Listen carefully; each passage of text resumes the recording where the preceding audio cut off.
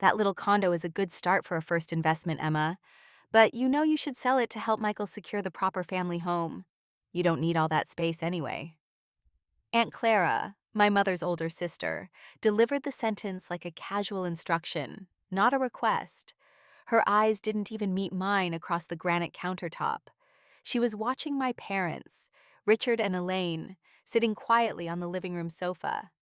That silence was the real punch.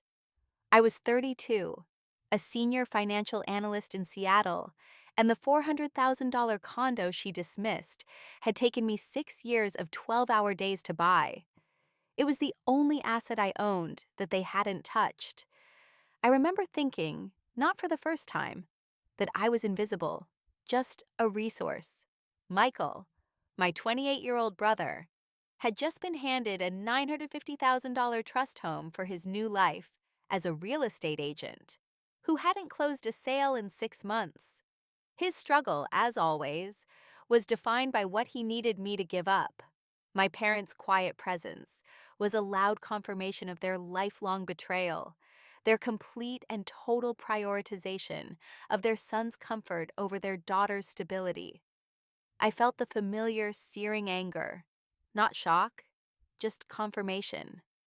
I took a slow breath, letting the moment stretch until the air in the room felt tight and heavy. I looked at my mother, Elaine, who immediately turned her head toward the unlit fireplace, and then at my father, Richard, who was already pretending to read a magazine. I gave them both the space they clearly wanted, that quiet allowance of their cruelty. "Clara," I said, my voice barely above a whisper, "the condo is where I live. Michael has a trust fund, a gift, and a $500,000 mortgage I am not co-signing. I have a job, a life, and my own rent-free space. I don't need to sell my home for him to have a bigger one." The refusal landed, calm and hard, but she didn't flinch. "It's about family, Emma. It's about what's right for the next generation. You're single. You can rent for a few years, just until Michael's business takes off." I met her gaze fully then. I am single because the last 5 years of my life were spent fixing the family's financial issues after Michael's startup failed. That meant no time for dating, not really. I don't need to rent. I need to be respected. I paused, letting my gaze drift to my parents again, lingering just a second longer than was comfortable for them. I need to be seen as more than a safety net for my brother. It's an exhausting way to live. You spend your life thinking if you just work harder, you'll earn their respect, but all you really earn is their expectation for more sacrifice. If you've ever felt that cold sting of injustice, please stick around and see how this story ends. Every like and subscription truly helps me know I'm not alone in sharing these quiet battles. I had been their good soldier for too long. Later that evening, driving back to my perfectly sized hard-won condo, the emotional exhaustion settled in my chest like lead. Michael texted me a photo of the house he was considering, with a little smiley face emoji. My parents' house, the house I'd practically paid the taxes on for the last decade. It was a beautiful place, 4 bedrooms overlooking the Sound, a place I would never be allowed to live in or inherit, because I was the one expected to build my own ladder, then let others climb it. It's the constant devaluation that really breaks you down, not the fight, but the knowledge that you are constantly giving and still only ever treated as an obstacle. That I was, in their eyes, just a roadblock standing in the way of Michael's proper life. And the worst of it? I was tired of fighting the current. I was done giving. I was ready to finally, quietly, and completely walk away from the expectation of sacrifice. The question wasn't if I would say no to Michael. It was what I was going to do with the freedom of finally saying no to all of them. The drive home from their place always felt like shedding a heavy coat. I knew with cold certainty why I was the reliable one, and Michael was the fragile talent. My parents, Richard and Elaine, had built a comfortable upper-middle-class life from my father's successful, but now sold small manufacturing business. When Michael decided he was too sensitive for a regular job, they bought him a year-long expensive real estate certification program and a new car. That was scaffolding for their boy. For me, my university tuition, a solid state school, was a loan they helped me secure, which I then repaid every penny of within 4 years of graduation. They never even offered to cover the interest. It wasn't malice, I realize now. It was expectation. They viewed my capability as a permanent, unbreakable resource, while Michael's fragility needed constant, costly protection. Their love wasn't unconditional. It was transactional with me, absolute with him. I thought back to my graduation day. I'd been valedictorian. My father's only comment, a casual one to the neighbor, was, "Well, Emma just always manages. We never have to worry about her." That comment, repeated 1,000 times in different ways over the years, became my cage. It was the moment I realized my success didn't earn pride, it earned neglect. The money from Dad's business sale, the real money, was immediately poured into two things. A large chunk went into a blind trust set up for Michael, and the rest paid off their mortgage, freeing up capital they now leveraged to buy Michael a starter home that was almost $1 million. I, the financial analyst who kept their books straight for a decade, received a nice dinner and a framed picture of the family dog. It wasn't about the money itself. It was about the clear, brutal definition of my value in their eyes. My love was taken for granted, but my utility was never forgotten. That night, after I'd settled back into the quiet of my own space, the texts started, my mother first. "Aunt Clara was just trying to help Emma. Don't make things difficult. Michael needs stability." No apology for the humiliation. No concern for my feelings. Just a swift push back into my assigned role as the dutiful giving daughter. I replied with 2 words. "I know." I wasn't going to argue. Arguing validated the premise that I was wrong for owning my property. Then my father texted, "Think long-term, sweetie. Family sticks together." I saw the irony instantly. Sticking together for them meant I stuck out my wallet. I didn't answer him at all. That silence was my first real act of rebellion. I decided then that I wouldn't waste another ounce of emotional energy defending my right to exist independently. My next steps would be about quiet action, not futile negotiation. I walked into the kitchen to make tea. The granite counter looked pristine under the soft light. And then I saw it, lying near the fruit bowl, a crisp, folded piece of thick paper that definitely hadn't been there when I left this morning. It was a partially visible legal document. Aunt Clara had been in my house alone, looking through my things before I arrived. She wasn't just suggesting I sell, she was planning. My breath hitched. I reached for it, my fingers gripping the paper hard. The title, printed in bold, stark letters, read, "Draft, Amendment to the Nate Family Trust." I smoothed the crease with a slow, deliberate motion. Why would an amendment to Michael's trust be left on my kitchen counter? I looked around my quiet living room, suddenly feeling violated, the walls of my safe haven breached. The document was an official-looking 9-page draft, and as I saw the first paragraph describing the conditions for the distribution of Michael's initial $500,000 disbursement, I understood. They weren't just plotting a suggestion. They were establishing a legal mechanism to pressure me. My small home was more than just something they wanted. It was a contingency plan. A quiet, cold fury settled over me. They had moved beyond manipulation and into quiet legal conspiracy right under my roof. They truly saw me as an obstacle to be managed. I carried the legal document into my home office, shutting the door softly. The sound of the lock clicking was a small, decisive moment, closing off the world outside. Their world. The document, the draft, amendment to the Nate Family Trust, was an old deed of trust that was supposed to be irrelevant. But as a senior financial analyst, I read legal documents differently than most people. I read them for the hidden liabilities. I spread the pages out on my desk, the desk I bought with my first major bonus, and began to trace the language. The $950,000 house for Michael was indeed purchased through an irrevocable family trust, which was controlled by Richard and Elaine. On the surface, it looked like a clean, generous gift. But as I read the fine print, my hands started to shake, not from fear, but from the searing heat of realization. The trust was funded by the sale of Dad's business, and the timing of the property purchase and the funding release was dangerously tight. The way they had structured the transfer, coupled with a specific clause about the capital gains exclusion, meant they had created an immediate hidden tax and inheritance liability, a massive one, approaching six figures, due shortly after the property closed. It wasn't just preference anymore. It wasn't just them wanting me to sacrifice because I could. They needed my condo's $400,000 liquidity to cover their disastrous, poorly planned financial maneuvering. I was the safety net they planned to cut to keep their trust solvent and Michael's gilded cage secure. They had been so focused on protecting him that they had created an expensive mess, and I was the easiest, most disposable solution. The $400,000 was the exact amount needed to bridge the gap. I leaned back in my chair, the betrayal sharp and sudden, like inhaling ice. It wasn't a small slight. It was a total, calculated financial ambush. They hadn't come to my home to have a family discussion. They had come to execute an extraction plan.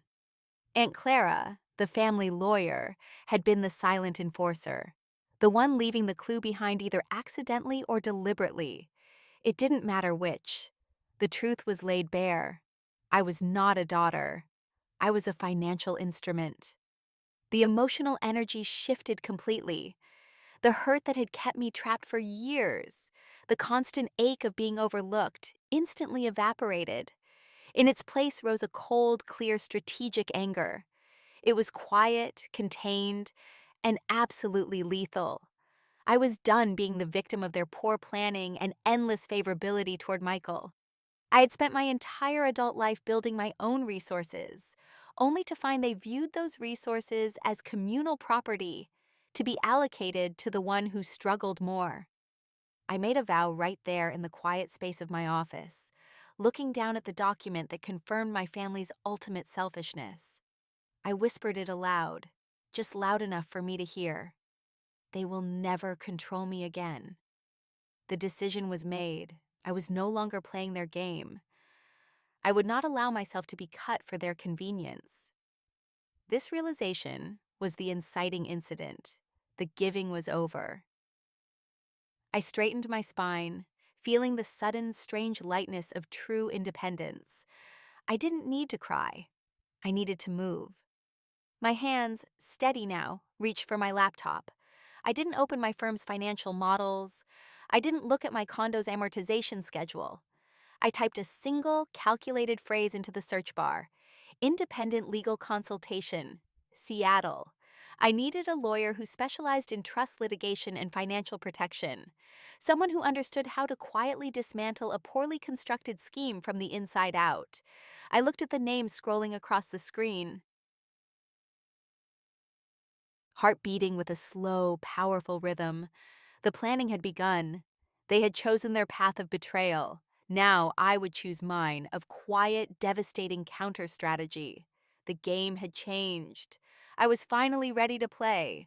For the next week, I lived inside the cold logic of finance and law. My condo became a war room, the windows of my office reflecting the glow of my monitor late into the night.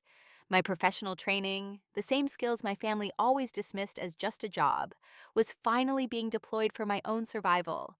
I pored over family trust law, capital gains regulations, and real estate loopholes with a focus I hadn't even given my biggest corporate clients. My goal wasn't emotional payback. It was self-defense using their own flawed structure against them. I knew enough to see the error, but I needed an expert to confirm the legal depth of their mistake. I found Mr. Davies, a man in his 60s with an impeccable reputation for handling quiet, complex trust disputes in Seattle, the kind that never made the papers. He had the calm demeanor of someone who had seen every family secret and betrayal, yet still chose to practice law. The meeting was held in his cool, quiet office downtown. I didn't cry or plead. I presented my case as a senior financial analyst, reviewing a poorly structured family asset transfer. I handed him the deed, the trust draft, and my own meticulously organized timeline of Michael's financial history. My parents, Richard and Elaine Nate, set up an irrevocable trust for my brother Michael. They purchased a $950,000 property through it. I believe the way they structured the asset transfer and the use of the business sale proceeds has created an unforeseen tax liability they cannot cover without liquidating a substantial asset, namely, my condo. I spoke clearly, without a tremor. I was protecting myself, and to do that, I had to be ruthlessly clear about the facts. Mr. Davies, a man who seemed to move and speak in slow motion, listened without interruption. He took his glasses off and rubbed the bridge of his nose. He wasn't looking at me, but at the numbers. That was the response I needed. Most people walk in here seeking emotional redress, Ms. Nate, he finally said, his voice low. You're seeking structural leverage. That's rare. And smart. He spent a full 30 minutes reviewing my calculations and the copy of the trust amendment Aunt Clara had left behind. He flipped between the pages, marking lines with a faint, careful pencil stroke. I sat perfectly still, breathing slow and shallow, waiting for the verdict. This wasn't about confirmation of their cruelty, which I already knew. This was about confirmation of my power. Finally, he pushed the documents back toward me, a faint, almost imperceptible smile touching his lips. Your analysis of the capital gains distribution exemption is sound, he confirmed. They rushed this. They wanted Michael in the home immediately. And they bypassed a key, transitional filing, believing the irrevocable structure protected them completely from any immediate financial clawback. He looked at me directly, his eyes sharp and serious. The short version, Emma, is that you are correct. They have a significant, immediate obligation they cannot meet without selling something. And yes, your liquid equity is their target of least resistance, because they assume you won't fight back. A wave of quiet triumph washed over me. Not attack, protect. The true power was knowing they were exposed, while I remained concealed. I had always been the competent one. Now I was the one with the hidden upper hand. He picked up the old deed again, running his finger along a small, obscure footnote. There's a clause here they clearly overlooked. It's buried in Section 4.1. This particular wording regarding the fiduciary responsibilities of the trustee, which officially is your father, was likely boilerplate in their previous documents, but is restrictive here. He raised an eyebrow slightly, a genuine glint of professional amusement in his gaze. This gives you leverage they absolutely do not expect. It means your father cannot, under the terms of the trust, take any action that diminishes the existing value of the trust's assets to fund an unforeseen liability caused by his own negligence. The implications sank in instantly. Their attempt to force me to sell my condo to save their bad planning could be interpreted as financial malfeasance by the trustee. It wasn't just a mistake. It was a legally exploitable error. I looked down at the document, the dense legal text suddenly glowing with quiet potential. My parents had built a fortress for Michael, but they had left the back door wide open, and now I held the key. The call started the next day right on schedule. They didn't open with an apology for Aunt Clara's intrusion or their blatant demands. They started with the guilt. We just need you to be the bigger person, Emma, my mother, Elaine, said, her voice weighted with artificial strain. Michael's career is finally taking off, and your father is so stressed about this last payment. Think of your family. I pressed the phone between my ear and shoulder, reviewing the notes from my meeting with Mr. Davies. I realized her stress wasn't real concern. It was strategic theater. They needed me to feel shame for having boundaries, so I would volunteer my resources. I am thinking of my family, Mom, I replied, my tone level and emotionless. I used minimal non-committal language, giving them nothing to latch onto. I am secure. Michael is secure with the trust. The condo isn't on the table. But it's your contribution, she insisted, the volume rising slightly, a cue that she was escalating the emotional pressure. It's about making a cohesive unit. You know how much the family house means to Michael. I noted the familiar pattern, my feelings, my stability, my hard work. None of it mattered unless it directly contributed to Michael's comfort. They only loved me when I was useful, and my usefulness was directly tied to my willingness to self-destruct for their sake. My resolve hardened. They were not getting my money, and they were not getting my peace. To gauge their current strategy and finalize my internal resolve, I suggested dinner 2 days later.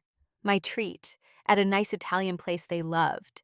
I needed to see their faces, to observe their comfort in the face of their own moral failure. The dinner was exactly what I expected, a masterclass in passive aggression.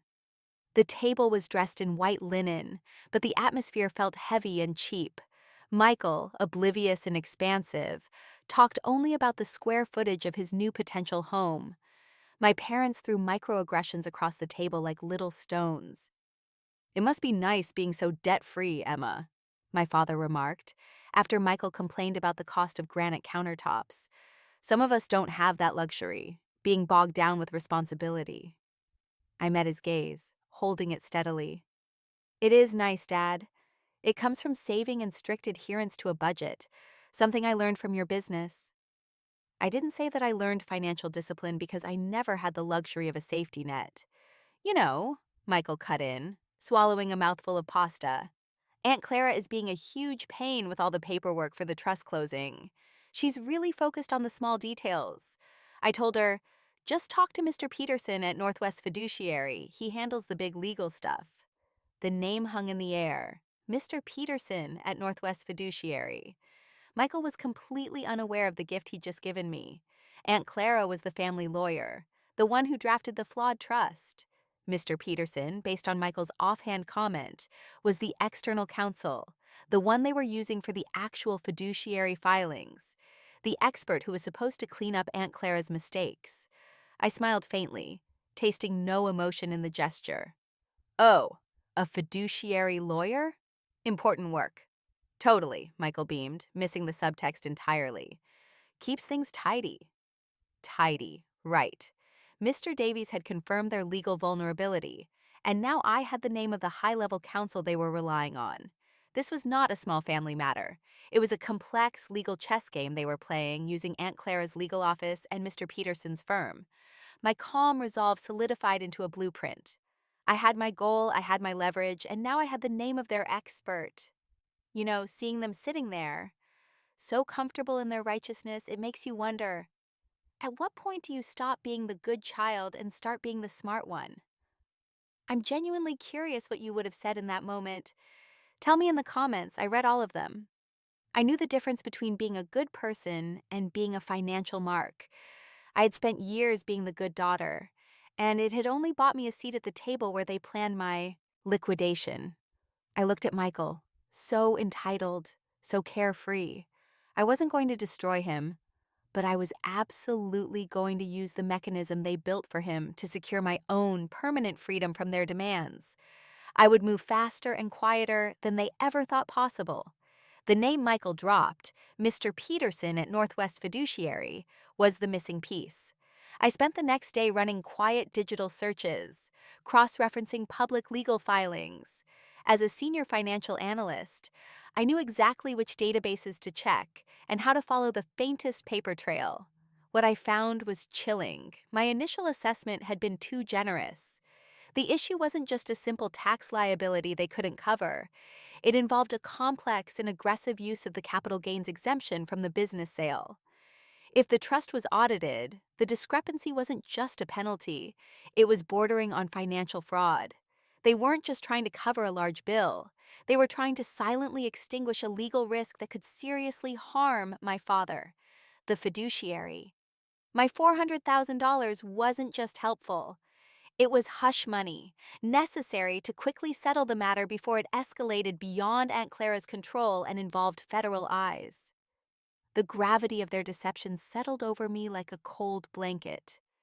They were willing to sacrifice my financial security, the one thing I had built entirely on my own, to cover their own reckless, illegal planning. They weren't just prioritizing Michael. They were putting me at personal, potentially legal risk by exposing me to a quick sale that could draw unwanted attention to their entire transaction. It wasn't just betrayal. It was self-preservation at my expense. I spent the rest of the weekend in a quiet, almost meditative state. I cleaned my condo, room by room. I wasn't just dusting. I was reclaiming my space, asserting my dominion over the small piece of the world they wanted to erase. I polished the hardwood floors until they gleamed, reorganized my meticulously cataloged books, and pared down my closet.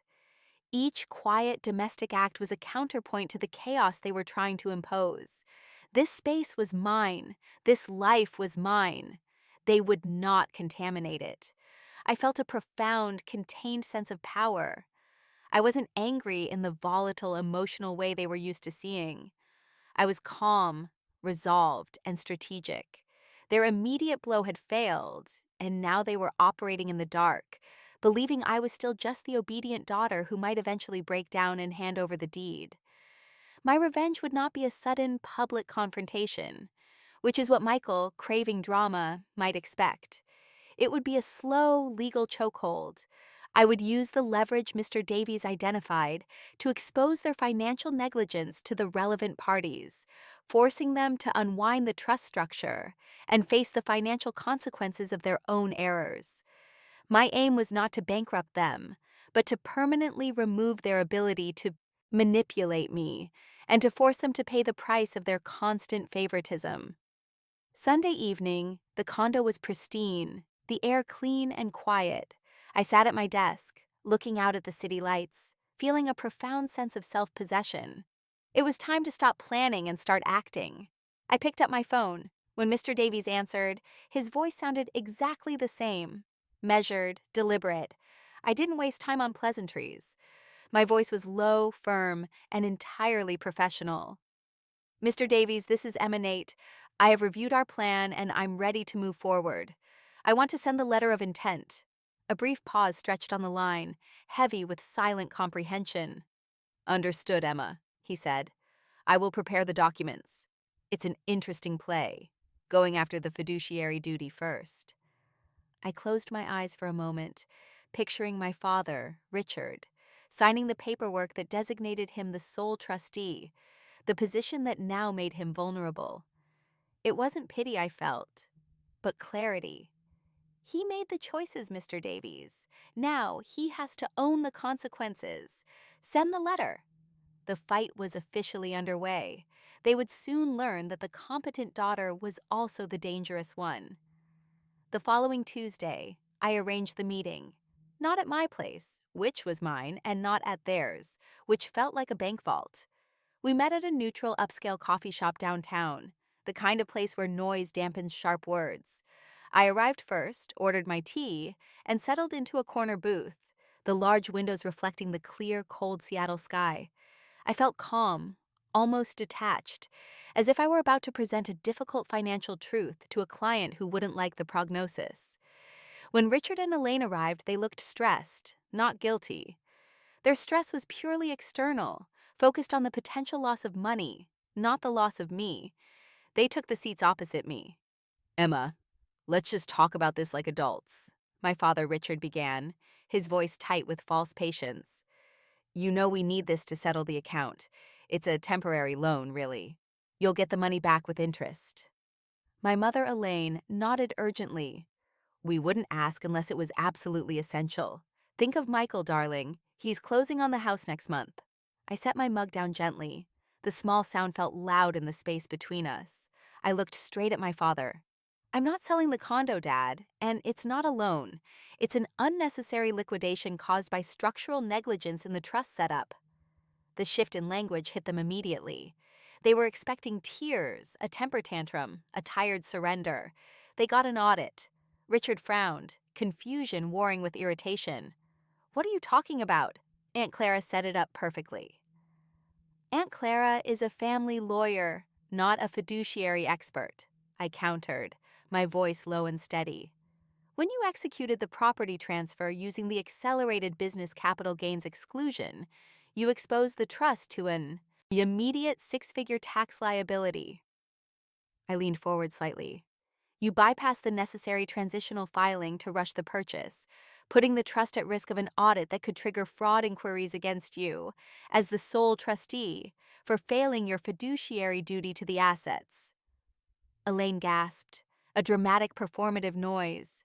Richard's face flushed a deep, alarming red. They hadn't known the extent of the error, only that they had a massive bill and needed my money to make it vanish. "That is ridiculous, Emma," Richard spat, his control finally snapping. He hit the table with the flat of his hand, making the silverware jump. "You have no idea what you're talking about. You are being completely ungrateful and selfish. We gave Michael that house. It's family money." The anger was genuine, his first real emotion of the morning, and it felt like the confirmation I needed. The mask was off. "Selfish?" I asked, allowing a quiet, devastating calm to settle over my voice. I spoke slowly, measuring every syllable. "You structured a trust so poorly that you knowingly risked your own legal standing, and then tried to force your daughter to liquidate her only substantial asset, her home, to cover your mistake. You lied about the urgency, turning a legal error into an emotional demand for me to be the bigger person. You risked my financial future to cover a trust you built solely for Michael." I paused, letting the cold reality settle in the silence.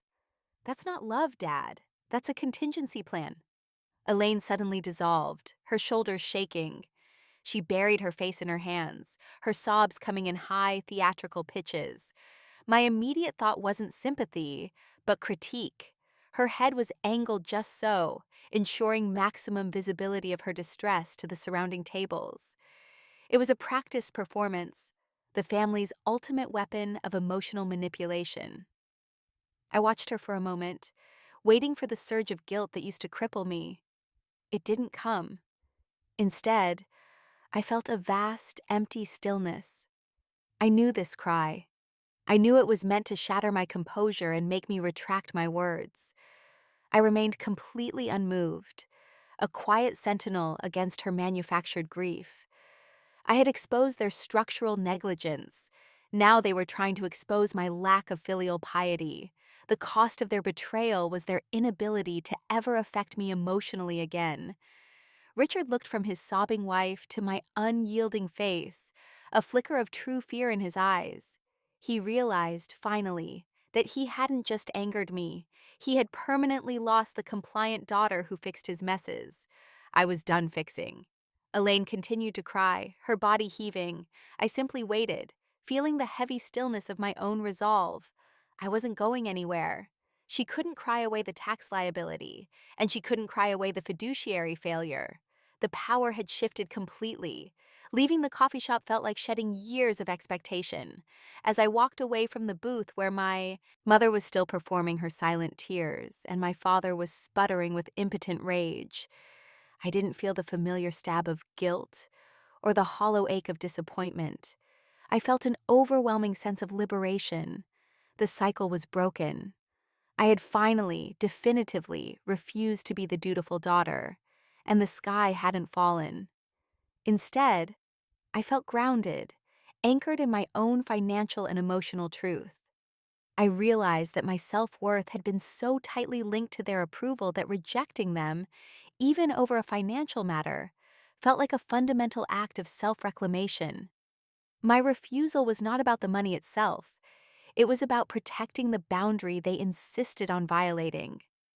Their love was a conditional utilitarian thing, and I was finally strong enough to stop trying to qualify for it. The very next morning, I instructed Mr. Davies to file the papers. It wasn't a lawsuit demanding money. It was quieter, smarter. We filed a Notice of Intent to Contest, or NTIC, against the trust based on the minor, yet legally enforceable technicality Mr. Davies had found regarding the fiduciary's adherence to the original deed language. It was a cold, precise move. The NTIC didn't accuse my father of fraud directly, but it put the entire trust, and by extension, Michael's new house and his construction loan, into a state of legal limbo. The assets were effectively frozen until my concerns, now officially documented, were resolved. This was the official power shift. I was no longer on the defense. I was holding the key to their entire, poorly constructed financial kingdom. The realization that I was now in control, that my quiet action had neutralized their major leverage, provided a profound, quiet empowerment. I didn't need to shout to be heard. I just needed to understand the mechanics of their weakness. They had used bureaucracy and legal terms to try and fleece me. I would use the same system to gain my freedom. The silence that followed the filing was deafening, the kind of stillness that precedes a shockwave. My parents didn't call. They were likely spending every anxious hour with Aunt Clara and Mr. Peterson, trying to understand how the reliable daughter had suddenly acquired such devastating leverage. The realization that they could not bully me, and that their son's future was now dependent on my cooperation, must have been its own unique form of humiliation. Then the phone rang. It wasn't my parents. It was Michael. His name flashed bright on the screen, followed by a flurry of urgent text messages that I didn't even bother to open. I just watched the phone vibrate, feeling none of the anxiety I used to feel when my family demanded my attention. His calls usually meant panic or a request for money. This time I knew exactly what it meant. He called twice more, back to back. I let the third call go to voicemail. I didn't need to hear his voice to know the script. His bank had frozen his construction loan. The paperwork for his $500,000 new build was stalled, and the closing on the $950,000 house was dead in the water. He was enraged, confused, and terrified, feelings I had carried for them for years. I picked up the phone only after the ring stopped. I went to my texts and saw the string of angry, incoherent messages from him. One, in all caps, stood out. "Why is my loan frozen? What did you do?" I felt a quiet, absolute satisfaction. I hadn't done anything to him directly. I had simply stopped protecting his negligent parents. I was no longer his cushion. The silence of my inaction spoke louder than any argument. I walked away from the phone, leaving his desperate messages unread. The truth was, I hadn't done anything to him at all. I had simply done something for myself. I knew the next step couldn't be a direct attack. My parents cared deeply about two things: Michael's future and their pristine social reputation. The emotional betrayal was already dealt with in the coffee shop, but they would recover from that privately.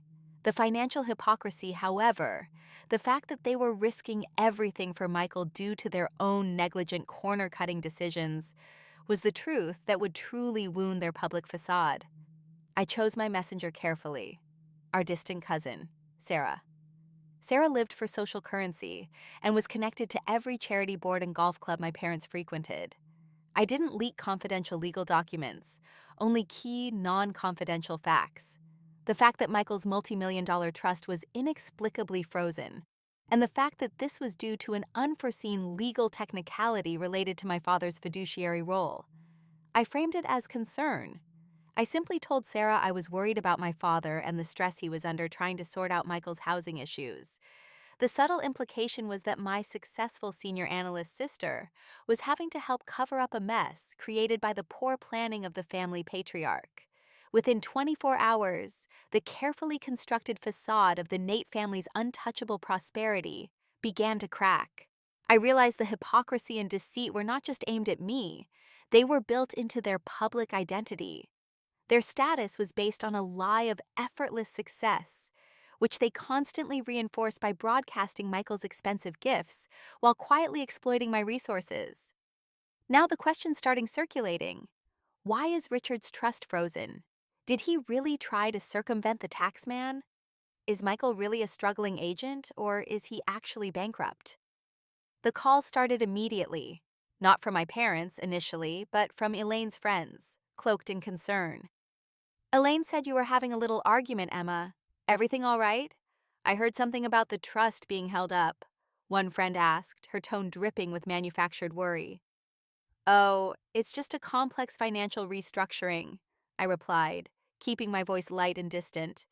"Dad is dealing with a small fiduciary issue in the trust's original charter. Very boring technical stuff." The word fiduciary was poison. It implied competence, which meant my father was at fault, and it guaranteed the story would be repeated with dramatic flair. I was protecting myself by allowing the truth of their recklessness to leak out, forcing them to address the crisis publicly, rather than trying to bury it by exploiting me. That evening, the shift in the power dynamic became painfully clear. The phone rang again. This time it was Richard. He didn't open with an insult or an order or even a pretense of anger. He sounded exhausted, defeated, the wind knocked out of him. The sound of his voice was ragged, stripped bare of his usual authority. "Emma," he said, and the way he spoke my name, without a modifier or a dismissive tone, was unnerving. "The bank just called. They've pulled Michael's pre-approval entirely. This technicality, whatever it is, it's destroying us. We are taking calls from people we haven't spoken to in years." He paused. A long, heavy silence stretched between us.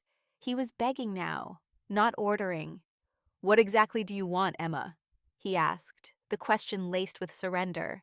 I closed my eyes. This was the moment I had worked for, the moment where I held all the cards.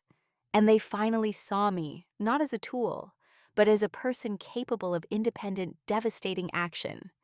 His question hung there, a genuine query about my demands, not his.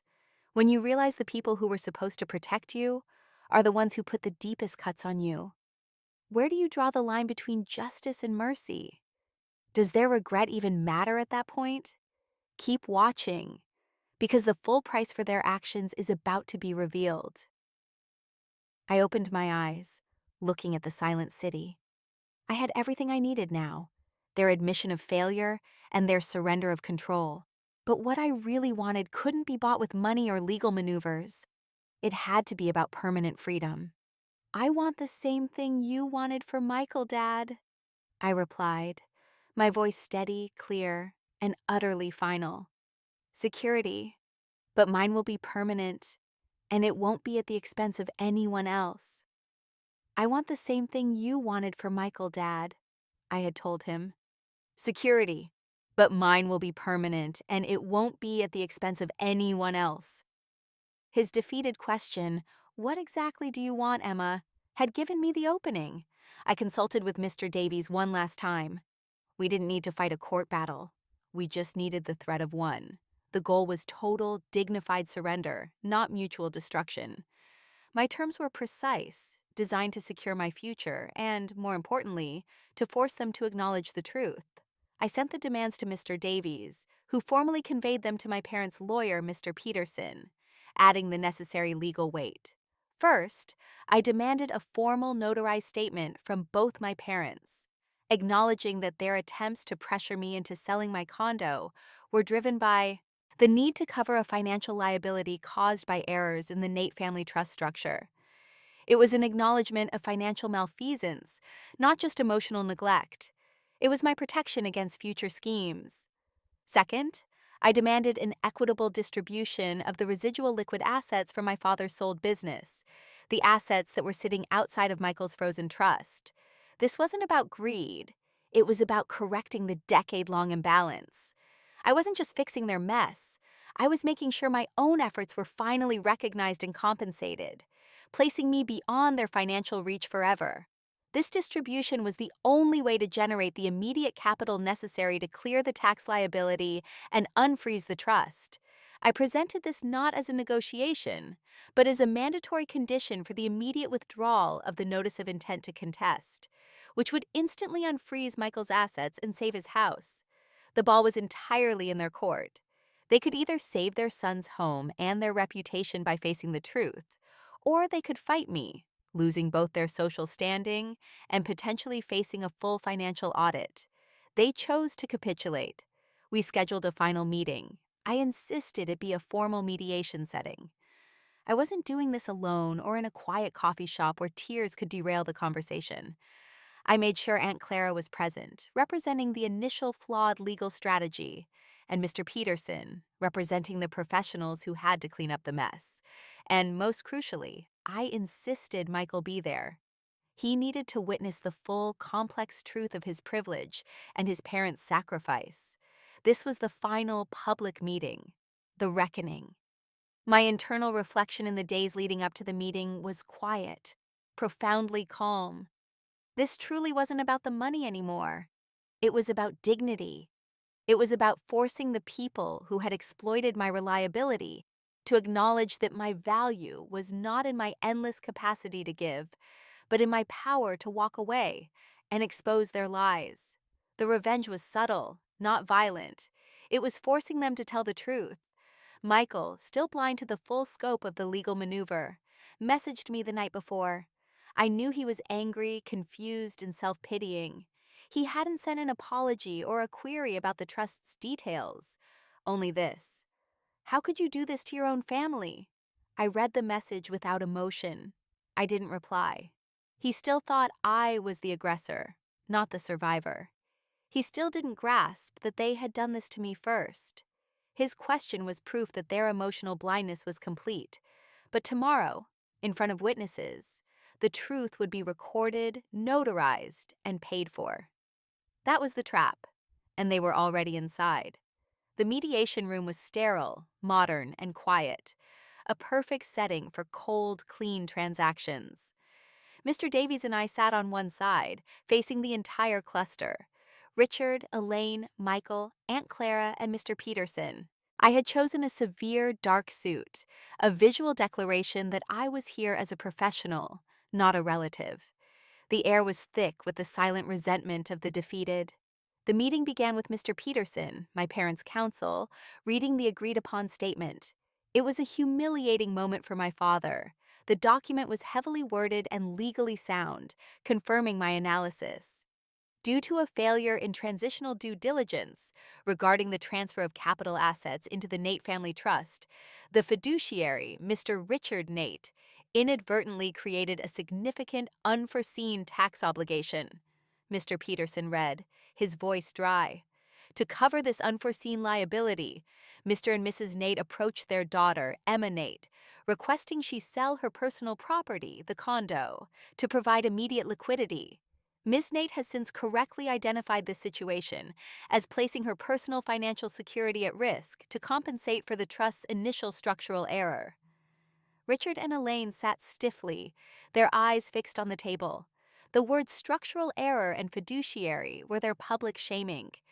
They were forced to publicly admit that the trust, the symbol of their success and generosity, was built on a lie and their own incompetence. My protection was in that written truth. When the reading finished, Mr. Davies slid the finalized distribution papers to my father. My settlement, a significant portion of the business's residual liquid assets, delivered as compensation and security. Richard signed without looking up, his pen scratching loudly across the paper. He didn't look at me. He simply conceded. The price of saving Michael's home was now public record and permanent. The tension was broken only when Michael, who had been simmering in confused rage, finally spoke. He wasn't upset about the fiduciary error. He was upset about the delay and the embarrassment. "So this is it, Emma," he snapped, his voice tight. "You hold our family hostage, get some handout, and then you unfreeze my money?" He threw a furious glance at the documents. "You've always been jealous, haven't you? You couldn't stand that I finally got the house. You just had to destroy it." He still hadn't grasped the core betrayal. His anger was the final piece of the puzzle. I had anticipated this moment. I reached into my briefcase and pulled out a slim, plain folder. "Michael," I said, my voice cutting through the strained silence. I pushed the folder across the table toward him. "Before I formally withdraw the NTIC and release your funds, you need to understand exactly what I was protecting myself from." He snatched the folder, his hands trembling. The documents inside were copies of the external legal analysis, the parts that detailed the potential for an audit inquiry due to suspected accelerated tax avoidance. The key information was highlighted: the difference between a simple mistake and their calculated risk that bordered on fraudulent intent, which they planned to cover up with my money. Michael had been oblivious to the depth of their peril. He read quickly, his face draining of color. He stopped at the highlighted sections, his eyes widening in horrified comprehension. He looked from the documents to my parents, who were now staring fixedly at the wall, refusing to meet his gaze. "You knew this," Michael whispered, his voice cracking, not with anger at me, but with stunned betrayal aimed at them. "You knew they could have ruined Dad. You asked Emma to give up her home to cover something that could have been criminal?" Elaine finally found her voice, a desperate, thin sound. "Michael, darling, it was just a small risk. It was for you. We were protecting you. Michael slammed the folder shut, the sound echoing loudly in the silent room. He didn't look at me again. He looked at his parents, his face a mask of shocked realization. The knowledge that their gift was tied to such immense calculated risk that they would leverage my resources to cover their crime finally shattered his perfect world. His anger shifted completely, a tangible force moving from me to them. He shoved his chair back, the noise grating against the floor. He didn't say goodbye. He didn't say anything to anyone. He just turned and walked quickly toward the door. The sound of his footsteps faded down the hall, leaving the room completely isolated and exposed. The silence left behind deafening. My parents were utterly alone, staring at the closed door, the only thing they had ever truly protected, having just walked out on them. The truth had set me free, and it had finally cornered them. Michael's slamming of the door was the final chord of the confrontation. After he left, the silence in the room was absolute, heavy with the weight of shattered illusions. My parents looked small, defeated, and profoundly isolated. Aunt Clara avoided eye contact, and Mr. Peterson simply packed his brief, confirming the legal transaction was complete. I didn't linger. I shook Mr. Davies's hand, a gesture of gratitude for his professionalism, not for the victory itself. The victory was internal. I had secured my financial independence and, more importantly, confirmed that the family's foundation was built on favoritism and deceit. The fallout was swift and precise. Within days, the truth of the fiduciary issue was the dominant whisper in my parents' social circles. The story wasn't that I had been cruel, but that Richard had been reckless and tried to cover his mistake by leveraging his daughter's savings. Their carefully curated image as successful, generous patriarchs dissolved into one of desperate, corner-cutting manipulators. Their credibility, the source of their social and business control, was gone. I heard through Sarah that Elaine was canceling charity events and Richard was avoiding the golf club. They were socially isolated, forced into a quiet confinement where they had to face the true cost of their dishonesty. Michael's response was exactly what I had hoped for. He didn't call me to apologize. He didn't thank me for eventually lifting the NTIC and saving his house. He focused entirely on damage control, dealing with the bank, and processing the depth of his parents' deceit. I knew his shock was a necessary reckoning. He had to finally understand that his comfortable life was built not just on his parents' love, but on their willingness to harm others, including me, to keep him afloat. He was facing the moral cost of his privilege for the very first time. I made no attempt to reconcile with any of them.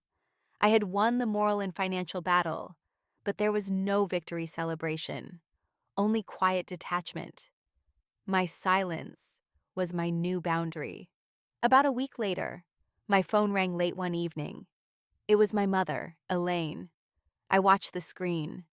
I knew the call would be their final, desperate attempt to reclaim control, probably a mix of further begging and veiled threats about family loyalty. I felt nothing, no anger, no pity, just the flat, dead knowledge that they would never change, and I would never return to that dynamic. I let it ring. When the screen went dark, I opened my contacts list. I navigated to Richard Nate. I held my thumb on the screen and chose delete. Then I went to Elaine Nate and did the same. Finally, I found Michael Nate. I paused, considering. He was the victim of their system, but he had also been its willing beneficiary. He needed his own space to grow up. Delete. It was a final, quiet act of emotional severance. I wasn't running away. I was securing my borders. Their attempts to hurt me could no longer reach me, because they no longer existed in my world. The transfer of the residual assets was complete, my condo was safe, and my freedom was absolute. I put the phone down on the polished wooden surface of my desk. The room was dark, lit only by the distant city lights. I was secure, independent, and clear. My life was finally, truly, my own. I finally understood that sometimes the only way to find peace is to let the wrong people go, even if they share your blood. My dignity was restored, and I was ready to build my life without looking over my shoulder. And if you enjoyed this story of quiet strength and finding your path after betrayal, please consider liking and subscribing so we can keep sharing these moments of truth together. 6 months had passed since I deleted their numbers. The silence was not empty or painful. It was the sound of a vast, necessary peace.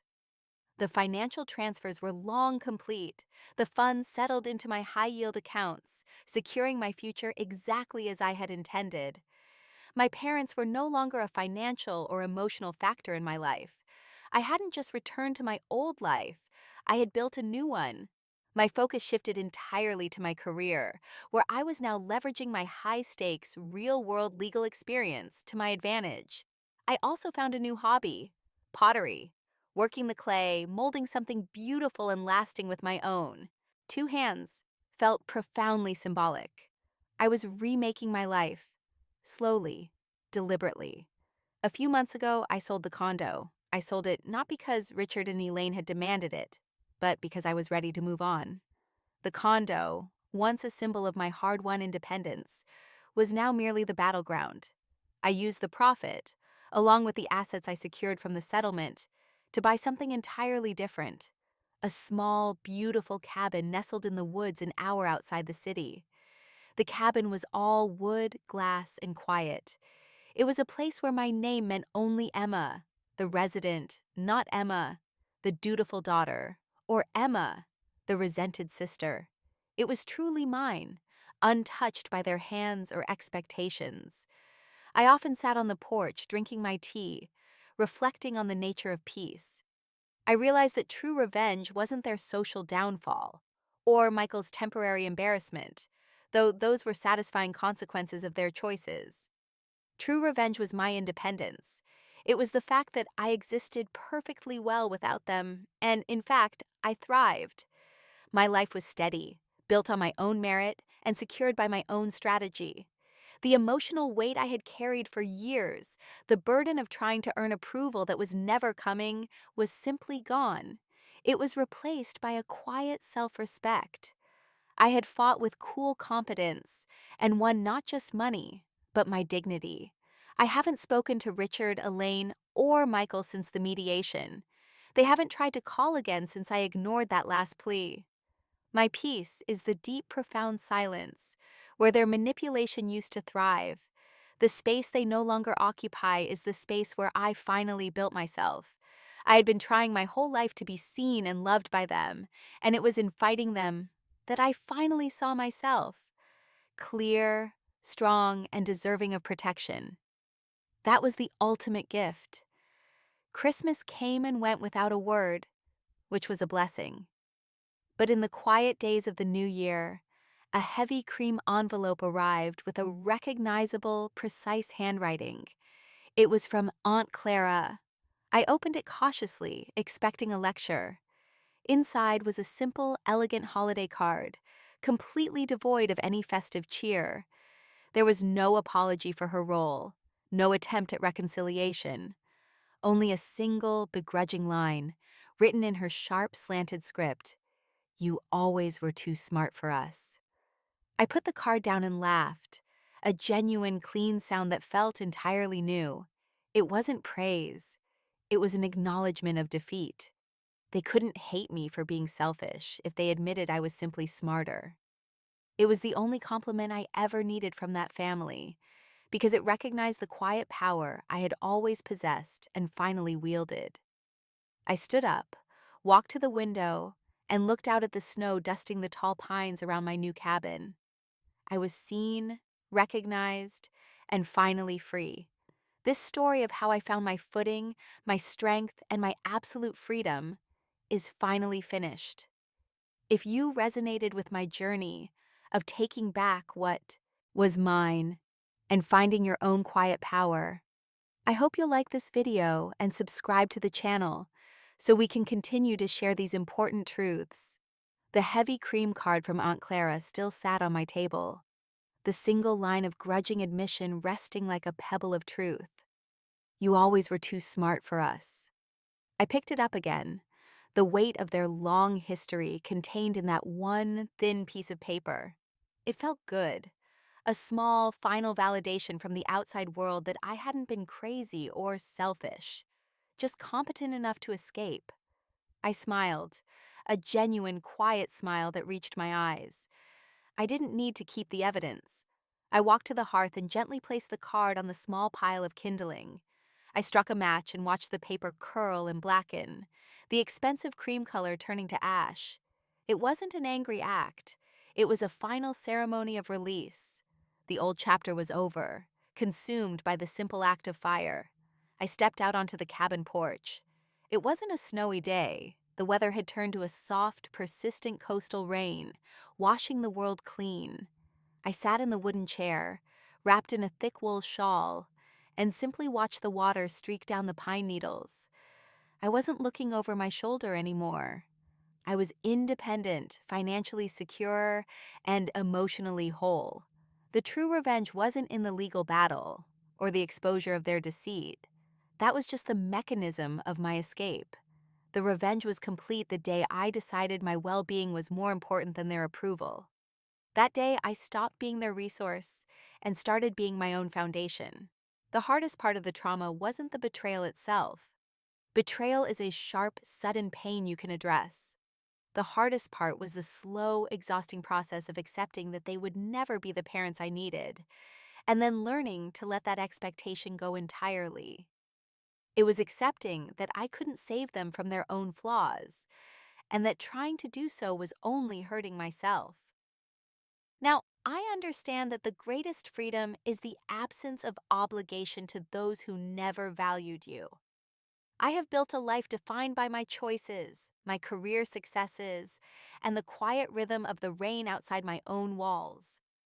The cabin isn't just a home, it's a sanctuary, a physical representation of the boundary I finally erected between myself and the past. This is what peace looks like. A life built not on approval, but on self-respect. If this story of finding my own space and power resonated with the quiet battles you've been fighting, thank you for sharing this journey with me. I hope you feel encouraged to keep going. I gave them my love, and they called it a convenience. I gave myself my freedom, and that, I finally understood, was the only inheritance I truly needed. If you did, please consider liking this video and subscribing for more stories about turning quiet betrayal into dignified independence.